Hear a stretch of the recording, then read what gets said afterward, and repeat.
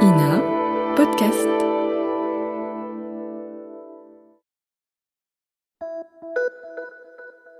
Salut, c'est Clara de Lina. Cette semaine, dans La vie d'avant, je vous emmène à la rencontre de Denise, alias Nora Colson. Passionnée de chant lyrique, Nora ne manque pas une occasion de chanter ou de siffler. On est en 1991. Son public, les voyageurs du métro parisien, où elle est gardienne de lavatory. Autrement dit, elle est dame pipi.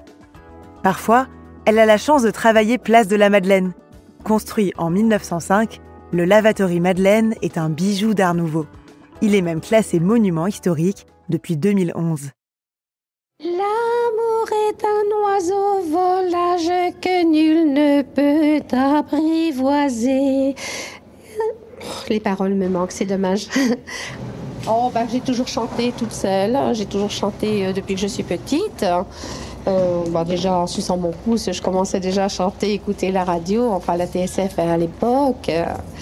Et puis, après, ma foi, j'ai toujours chanté toute seule, même étant petite. J'aimais avoir la résonance, j'aimais l'acoustique.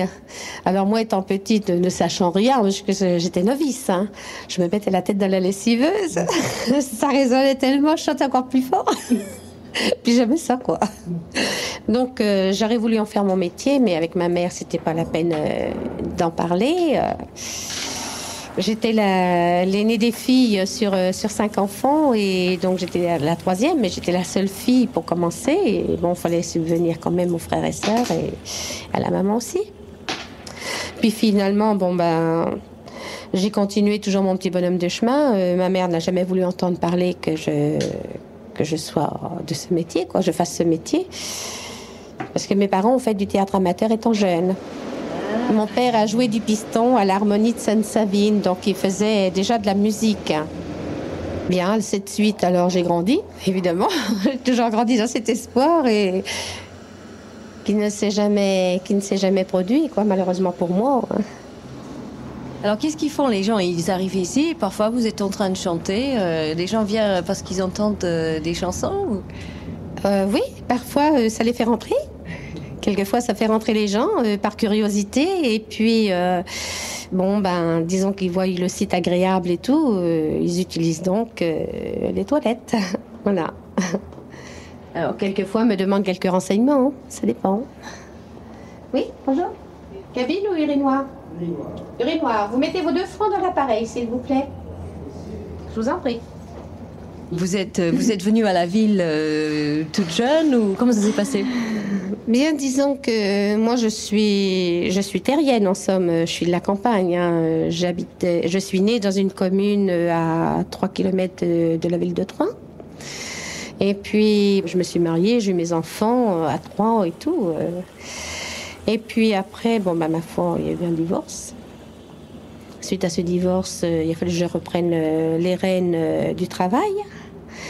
Au revoir. Disons qu'avec les enfants, j'ai quand même eu 10 enfants.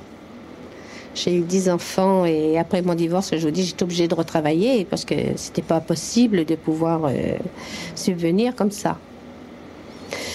Alors ensuite, les enfants, je les ai mis un peu en nourrice quand je suis venue sur Paris. Et puis là, sur Paris, j'ai eu un débouché quand même sur le travail. Donc j'ai fait de la restauration. Et j'ai donc travaillé 11 ans et demi en restauration. Aussi bien dans le privé que les collectivités. Voilà. Ainsi de suite, je me suis retrouvée au chômage.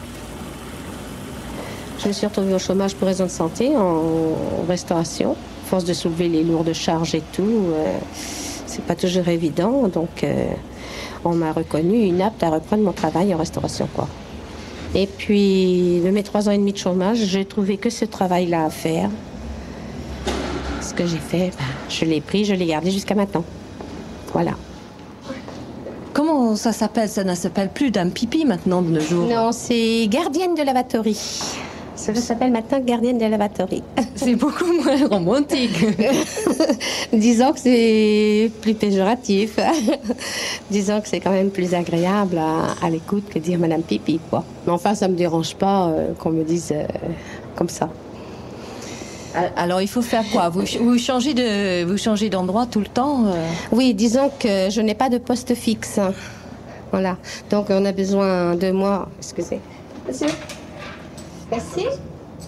Est-ce qu'il y a des endroits plus sympathiques que d'autres ? Oui, certains postes, oui, sont plus agréables. Disons qu'il y a déjà un peu par l'ancienneté.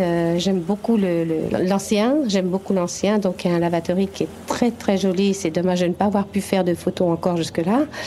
C'est à la Madeleine. Ah ouais. À la Madeleine. Il est superbe, superbe, superbe. Il a été construit en 1905. Donc, c'est déjà un beau programme. Il y a un beau parcours de fait. Et là, il va y avoir quelques réflexions prochainement. Mais on va garder le style. On va garder quand même le style, le plafond avec les frisettes, superbe. Superbe. Est-ce qu'il y a des lieux mieux que d'autres pour chanter ? Non, suivant l'acoustique, disons que nous sommes dans le bureau. Étant dans le bureau, c'est déjà un circuit légèrement fermé. Il n'y a que la porte quand même qui est ouverte. Mais il y a quand même une petite résonance. Il y a un petit acoustique. Alors c'est mieux de chanter de l'autre côté. Voilà, de l'autre côté, d'accord. Alors, par exemple, quand je ne chante pas, j'ai des clients qui viennent tous les jours et me disent « Tiens, on ne chante pas aujourd'hui ?» Alors moi, je dis « Si, j'ai chanté tout à l'heure, je m'arrête un peu. » Qu'est-ce que vous aimez chanter le mieux ? Disons un peu de tout, mais surtout du lyrique, quoi. C'est ce qui est le plus approprié à ma voix. Lyrique, c'est vaste, mais... Oui, aussi bien de l'opérette qu'un peu d'opéra. Par exemple, là, je fais partie d'un conservatoire. Donc, l'année 90, nous avons monté Carmen. Donc, c'est un programme qui est déjà assez grand. Et nous avons fait 12 représentations. Donc, nous vendons un peu notre programme à droite et à gauche dans les communes environnantes. Et nous avons donc pu monter 12 fois sur scène avec grand, grand plaisir. Et vous chantez quoi là-dedans ? Disons que je suis dans les chœurs, mais je fais partie des sopranes, première soprane. 2 francs 20, New York Street. OK. 10. 30, 40 et 50. Merci.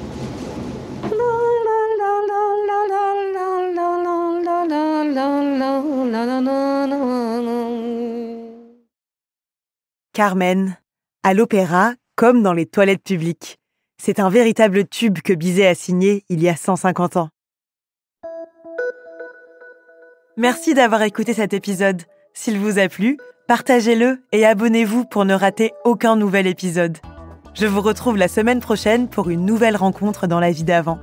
En attendant, vous pouvez écouter d'autres récits en archive sur Ina Podcast.